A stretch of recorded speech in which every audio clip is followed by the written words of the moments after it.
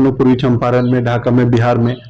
उस चीज को जितने भी हमारे द्वारा करवाया जाए इसको, मगर अभी फिलहाल में हम लोगों के यहाँ से हटा लिया गया है और दूसरों को संचालन करने के लिए को हमने लोड करवा दिया। और ये एक हफ्ते के हम पे कोई ऐसा क्लेम नहीं कर सकते हमने कोई भ्रष्टाचार उनके साथ में क्या है। तो अभी एक नई चीज जो स्कूलों में चलाई है अपने कि हमने पेरेंट्स टीचर मीटिंग जो होती है अभिभावक से मिलना, ये हमने सब टीचरों को आदेश दिया है कि जैसे कि मेरे साथी मुखिया हैं जुनैद शेख जी, जिन्होंने एक अभी कारोबार डाला है बैग का, उससे काफी रोजगार मिला है। तो इसी बड़े सेक्टर पे लगे कि यहाँ पे ये काम होना चाहिए, तो एकदम निष्पक्ष होकर आप आके हमें बताएं। ढाका प्रखंड के ग्राम पंचायत पंडरी में हाल इस पंचायत के मुखिया जी, आपका बहुत बहुत स्वागत है।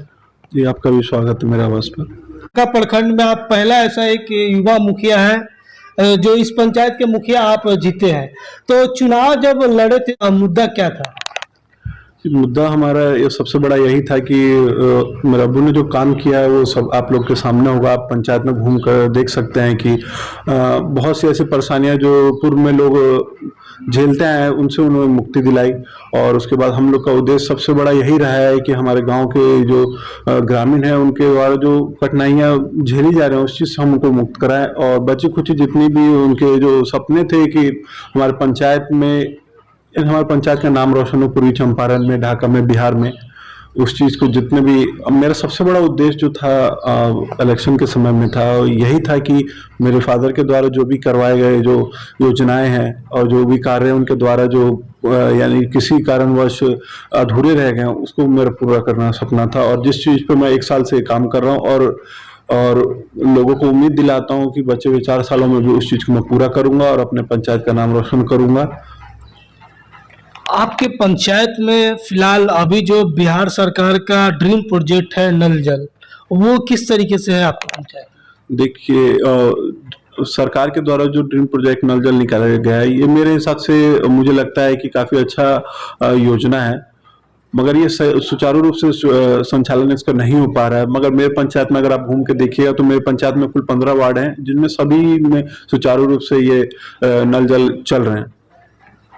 बिहार सरकार का एक और भी योजना है स्ट्रीट लाइट, हर वार्ड में देना है। इसका किस तरह का स्थिति है?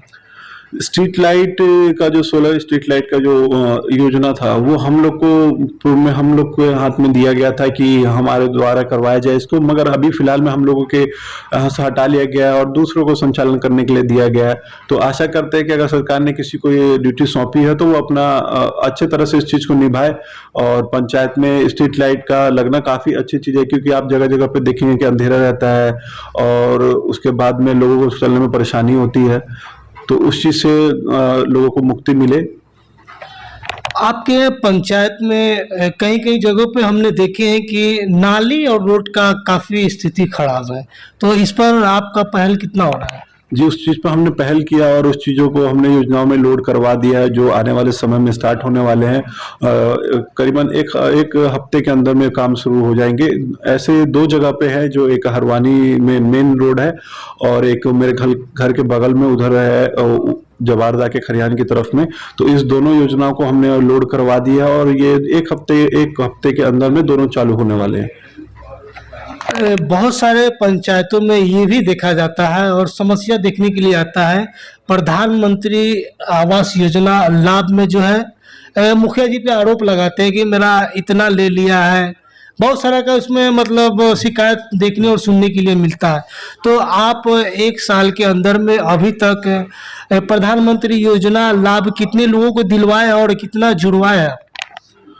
इस 1 साल के अंदर में हमने प्रधानमंत्री ग्रामीण आवास योजना 80 लोगों को दिलवाया है, और जिसमें अगर आप उन 80 लोगों से अगर जाके मिलेंगे तो हम पे कोई ऐसा क्लेम नहीं कर सकते हमने कोई भ्रष्टाचार उनके साथ में किया है, बल्कि अपने तरफ से कोशिश किया है कि उनको ये मिले और वो अपना घर बना सके। क्योंकि आज के ज़माने के हिसाब से घर बहुत ही ज़रूरी चीज़ है। तो हमने कोशिश किया है कि गरीबों को घर बनाने में कोई कठिनाई ना हो। सरकार की योजना है तो उसको सुचारू रूप से चला सके।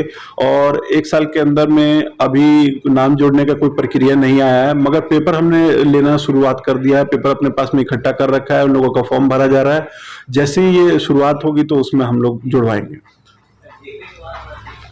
आप एक युवा है और कहीं न कहीं युवा का भी आपको बहुत सारा सहयोग यानी कि सपोर्ट मिला होगा इस चुनाव में। तो आप क्रिकेट के भी क्षेत्र में आपने बहुत सारे नाम कमाए हैं। तो युवाओं के लिए आपका इस पंचायत में क्या कुछ पहल देखने के लिए मिले? देखिए, युवाओं को लेके अभी फ़िलहाल पहल हमारे तरफ से यही है कि युवाओं को खेल की तरफ में काफ़ी बढ़ाया जा रहा है, बढ़ावा दिया जा रहा है। अभी हमने जिम जिम लगवाया है 15 नंबर वार्ड में, जिसमें आप सुबह अगर जाइएगा भ्रमण करने तो देखिए कि गाँव के काफ़ी ग्रामीण नौजवान लोग वहाँ पे कसरत करते मिलेंगे आपको, और उनके साथ में कुछ समय व्यतीत करता हूँ मैं। अपने खाली समय में समय व्यतीत करता हूँ, साथ में उन लोगों के रहता हूँ, खेलने जाता हूँ, जिससे उन लोगों के बीच की परेशानियाँ, उन लोगों को हौसला अफ़ज़ाई करता है, और दौड़ प्रतियोगिता, फुटबॉल प्रतियोगिता, क्रिकेट टूर्नामेंट, इस तरीक़ों के चीज़ों का आयोजन किया जाता है कि नौजवान जो आज के हैं नशे की तरफ में काफ़ी बढ़ रहे हैं, और हम चाहते हैं कि इस चीज़ से दूर रहे, इसलिए हम खेल के प्रति उनको आकर्षित करते हैं और बढ़ावा देते हैं। अच्छा, आंगनबाड़ी सेंटर का और सरकारी स्कूल का आप कभी जायज़ा लेते कि नहीं? जी, बिल्कुल जायज़ा लेते हैं, और जो परेशानियाँ वहाँ पे उस चीज़ को सुधार करने की कोशिश करते हैं। उस सेंटर में अभी बहुत सुधार की ज़रूरत है, जैसे शिक्षा की तरफ में काफ़ी सुधार की ज़रूरत है, जैसे कि टीचरों का टाइमली आना, और मिड डे मील का जो है, ये सब अच्छे ढंग से चलना, ये बहुत ही ज़रूरी चीज़ है, क्योंकि बच्चों के भविष्य के लिए पढ़ाई-लिखाई बहुत ज़रूरी है, और इसमें हम चाहते हैं कि स्कूलों में माँ-बाप जो हैं वो बच्चों के केवल ड्रेस के पैसे, और यानी कि उनको जो लाभ मिलता है उससे हटकर कभी बच्चों की तरफ, पढ़ाई की तरफ भी ध्यान दें, टीचर से बात करें। और हमने अभी एक नई चीज़ जो स्कूलों में चलाई है अपने, कि हमने पेरेंट्स टीचर मीटिंग जो होती है, अभिभावक से मिलना, ये हमने सब टीचरों को आदेश दिया है कि 1 महीने में कम से कम आप एक बार करें, जिससे उस बच्चे के बारे में आप उसके माता-पिता को बता सकें कि हाँ, इस तरीके से पढ़ रहा है या इस तरीके से इसका व्यवहार है। जो चीज़ हम हमारे पंचायत में सभी विद्यालयों में चल रही है, पेरेंट्स टीचर मीटिंग, इससे काफ़ी लाभ हो रहा है बच्चों को समझने में, पेरेंट्स को और टीचरों को भी उनके माता-पिता से मिलने में।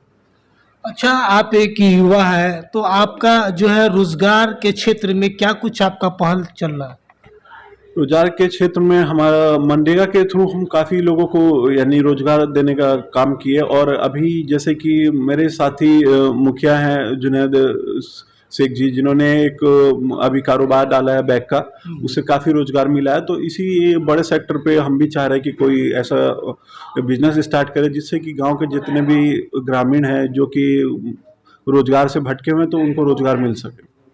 अच्छा, अब एक आखिरी सवाल, आप तो एक युवा हैं, जीते हैं, लोगों ने आप पे भरोसा किया है, तो आपका इस पंचायत के लिए क्या कुछ मास्टर प्लान चल रहा है? देखिए, सबसे बड़ा तो मास्टर प्लान अभी है कि स्वच्छता की तरफ में, स्वच्छता के लिए हमें अभी हमारा पंचायत चुना भी गया है लोहिया स्वच्छता अभियान के तहत, और 1 से 2 महीने के अंदर में ये यहाँ स्वच्छता का कार्य शुरू भी हो जाएगा। जब तक पंचायत में साफ सफाई नहीं रहेगी, नाली का बहाव का, पानी का, जल जमाव का, इस सब का सुधार नहीं रहेगा, तब तक कोई भी पंचायत सुंदर और सुशील नहीं दिखता है। हमने काफ़ी इस पे अभी जितने भी है 1 साल के वर्ष में हमने काफ़ी नालियों का रिपेयरिंग करवाया है, जल जमाव जहाँ-जहाँ थे उन चीज़ों को साफ करवाया है, सुधार करवाया उस चीज़ पे, और आगे भी इस चीज़ों पे करवाते रहेंगे। और साथ ही साथ हम ग्रामीण से भी प्रार्थना करते हैं कि जहाँ भी आपको ऐसा लगे कि यहाँ पे ये काम होना चाहिए, तो एकदम निष्पक्ष होकर आप आके हमें बताएं, और उस चीज़ को हम करवाने का सुनिश्चित करेंगे। चलिए, आपने अपने कीमती समय दिए, इसके लिए बहुत-बहुत शुक्रिया आपका। शुक्रिया आपका भी मेरे यहाँ आवाज़ पर आने के लिए, और मुझे मौका देने के लिए कि आपके न्यूज़ के माध्यम से मैं अपने ग्रामीणों से कुछ कह सकूँ और उनके कामों को ले सकूँ।